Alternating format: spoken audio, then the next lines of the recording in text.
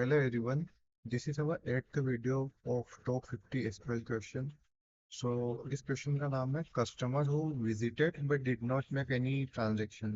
So question के नाम से ही क्लियर है कि हमें सारे कस्टमर्स रिटर्न करने हैं जिन्होंने विजिट किया है बट कुछ भी ट्रांजेक्शन नहीं किया है. सो इसमें स्कीमा देख लेते हैं एक बार. हमें एक विजिट टेबल दी हुई है जिसमें विजिट आईडी और कस्टमर आईडी दी हुई है. ओके. एंड एक ट्रांजेक्शन टेबल दी हुई है जिसमें ट्रांजेक्शन आईडी, विजिट आईडी और अमाउंट. ओके, ये तीन चीजें दी हुई है. और अब पहले देखते थे फॉरेन की क्या होगी. सी विजिट आईडी यहाँ पे भी है तो यहाँ पे भी है, और ये इन दोनों टेबल को ज्वाइन करेगी. अब हमें कौन सा ज्वाइन लगाना है यहाँ पे, वो कैसे पता चलेगा. ठीक है, पहले एक बार एग्जांपल देखते हैं अपन.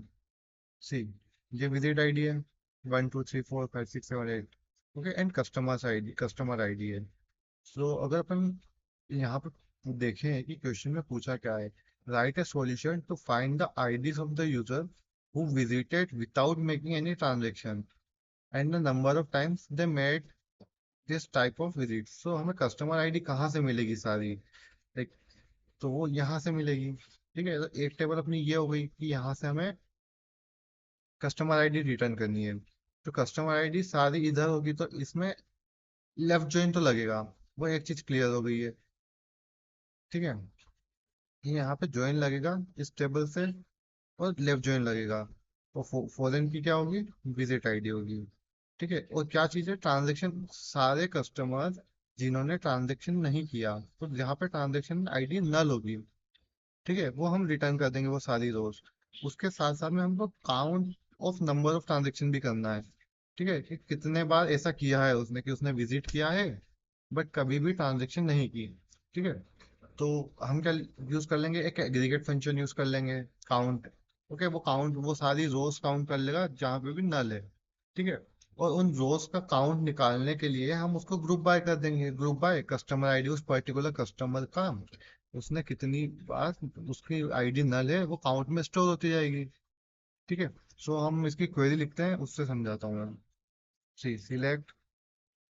ओके, विजिट टेबल का हम नाम वी रख सकते हैं, we dot customer ID. Okay, comma count. Count इस सभी को करते हैं, सारी रोज. ओके, अभी पता चलेगा ये हमने क्यों किया है. From visit visits. Okay, we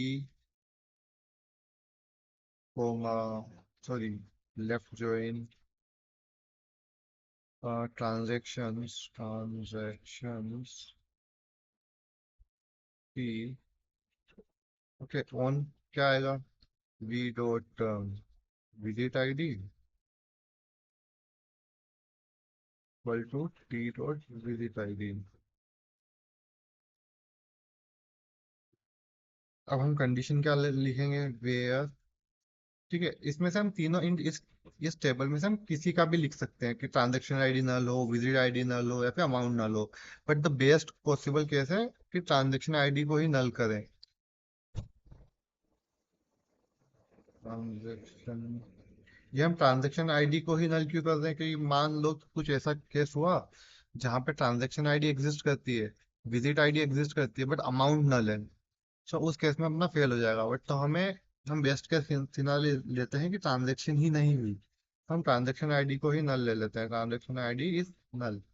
okay, और ग्रुप बाय कर दो. ग्रुप बाय किस चीज से, हमें सारे कस्टमर के लिए अकाउंट स्टोर करवा दे अपन.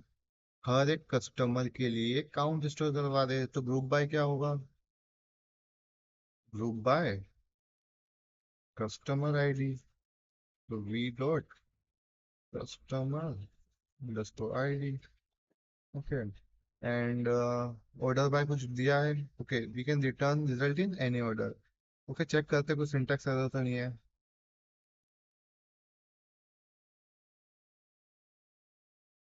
Okay, wrong answer. ओके, हमें यहाँ पे इसको अज ऐसे रिटर्न करना था. हम इसको कॉपी कर लेंगे. ठीक, कॉलम का नाम हमें काउंटर्स ट्रांजेक्शन चाहिए था, तो हम यहाँ पे इसको ये करेंगे. बाकी कुछ गलती है नहीं. रन करेंगे या सबमिट करेंगे, चेक करते हैं. ठीक, एक्सेप्टेड. सबमिट करके देखते हैं.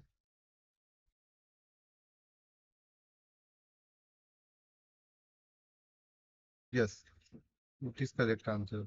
थैंक यू, आई होप आपको समझ में आया होगा।